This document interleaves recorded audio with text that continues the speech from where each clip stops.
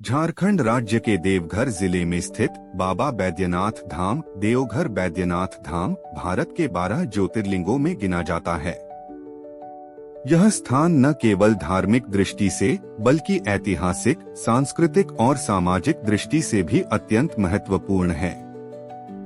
कहते हैं बाबा वैद्यनाथ का धाम वह स्थान है जहां भगवान शिव स्वयं वैद्य बने थे। बाबा बैद्यनाथ मंदिर शिव भक्तों का प्रमुख तीर्थ स्थल है। सावन मास में लाखों कांवरिया गंगा जल लेकर यहाँ जलाभिषेक करते हैं। यह कथा बहुत प्राचीन है। इसके कई रूप मिलते हैं। मुख्य कथा रावण और भगवान शिव से जुड़ी है। कथा का प्राचीन स्रोत स्कंद पुराण, शिव महापुराण, लोक परंपरा, स्थानीय किंवदंतियां, इन सब स्रोतों में कथा के कई रूप हैं। देवघरवासी अपनी परंपरा में इस कथा को पीढ़ियों से सुनाते आए हैं। कथा की शुरुआत बहुत समय पहले त्रेतायुग में रावण ने सोचा कि यदि वह भगवान शिव को लंका में स्थापित कर ले तो उसकी लंका अपराजय हो जाएगी। रावण महाशिव भक्त था। वह शिव को प्रसन्न करने के लिए घोर तप करने लगा। उसने अपनी 10 भुजाएं अर्पित की। भगवान शिव उसकी भक्ति से प्रसन्न हुए। रावण की तपस्या। रावण अत्यंत विद्वान और शक्तिशाली था। वह वेदों का ज्ञाता था। वह हिमालय पर जाकर कठोर तप करने लगा। कहा जाता है कि उसने अपनी 10 सिर काटकर भगवान शिव को अर्पित कर दिए। शिव प्रसन्न हुए और प्रकट होकर बोले, रावण, मैं तुम्हारी भक्ति से प्रसन्न हूँ, वर मांगो। रावण ने कहा, हे प्रभु, कृपा करें, आप मेरे साथ लंका चलें और वहां स्थापित हो जाएं। भगवान शिव बोले, तथास्तु, लेकिन एक शर्त है। मैं जिस स्थान पर एक बार पृथ्वी पर रखा जाऊंगा वहीं स्थिर हो जाऊं। रावण शिवलिंग लेकर दक्षिण दिशा की ओर बढ़ चला। वह चाहता था कि जल्द से जल्द लंका पहुंचे। देवताओं को चिंता हुई। इंद्र, विष्णु आदि ने सोचा यदि शिवलिंग लंका चला गया तो रावण अमर और अजय हो जाएगा। सब लोग संकट में पड़ जाएंगे। देवताओं की युक्ति। देवताओं ने भगवान विष्णु से प्रार्थना की। विष्णु ने कहा, घबराओ मत, रावण को किसी तरह रोकना होगा। उन्होंने वरुण देव को बुलाया और कहा, रावण को मूत्र त्याग के लिए मजबूर करो। वरुण देव ने रावण के पेट में वेग डाल दिया। रावण को बहुत जोर से पेशाब आने लगा। बैद्यनाथ धाम का प्रसंग। रावण रास्ते में झारखंड, अब का देवघर क्षेत्र में पहुंचा। वह बहुत बेचैन था। उसने एक ग्वाले, जो वास्तव में भगवान विष्णु थे, से कहा, भैया, जरा यह शिवलिंग पकड़ो, मैं लघुशंका करके आता हूँ। याद रखना, इसे नीचे मत रखना। ग्वाले ने कहा, ठीक है, लेकिन मैं ज्यादा देर तक इसे नहीं संभाल पाऊंगा। रावण चला गया। ग्वाले ने युक्ति से शिवलिंग को नीचे धरती पर रख दिया। शिवलिंग भूमि में स्थापित हो गया। रावण का क्रोध। रावण लौटा। उसने देखा शिवलिंग धरती में धंसा है। वह बहुत जोर से खींचने लगा। शिवलिंग में उसके नाखूनों के निशान पड़ गए, लेकिन शिवलिंग हिला नहीं। रावण ने बहुत प्रयास किया, फिर निराश होकर लौट गया। देवताओं की प्रसन्नता। देवता बहुत प्रसन्न हुए। उन्होंने शिव की स्तुति की।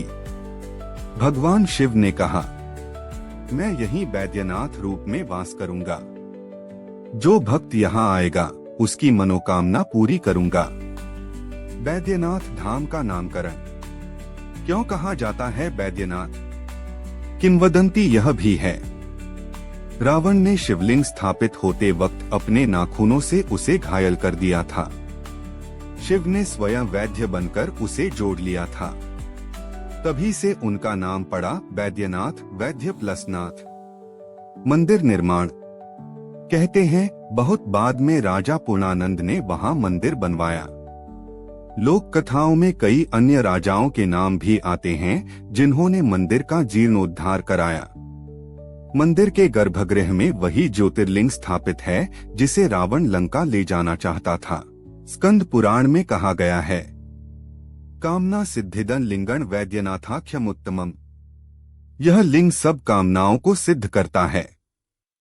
यहाँ सावन महीने में विशाल मेला लगता है। कांवरिया सुल्तानगंज से गंगा जल लाते हैं। लगभग 110 किलोमीटर पैदल यात्रा करके जल अर्पित करते हैं। लोक परंपराएं। देवघर में यह कहा जाता है, बाबा की नगरी में हर रोग का इलाज है। कई लोग यहाँ शिवलिंग को चढ़ावा चढ़ाते हैं और मन्नतें मांगते हैं। विवाहित जोड़े संतान प्राप्ति की मन्नत लेकर आते हैं। अन्य किंवदंतियां।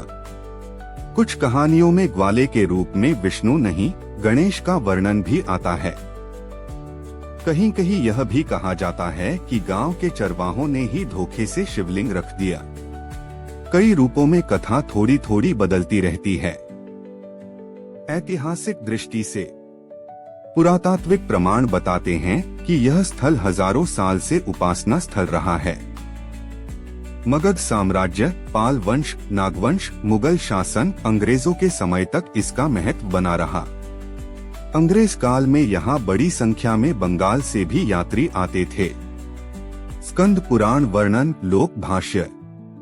स्कंद पुराण के अनुसार चंद्रभागा तट पर स्थित वैद्येश्वर लिंग महान सिद्धिदायक है। कुछ विद्वान मानते हैं कि चंद्रभागा नदी देवघर की किसी प्राचीन धारा का नाम रहा होगा।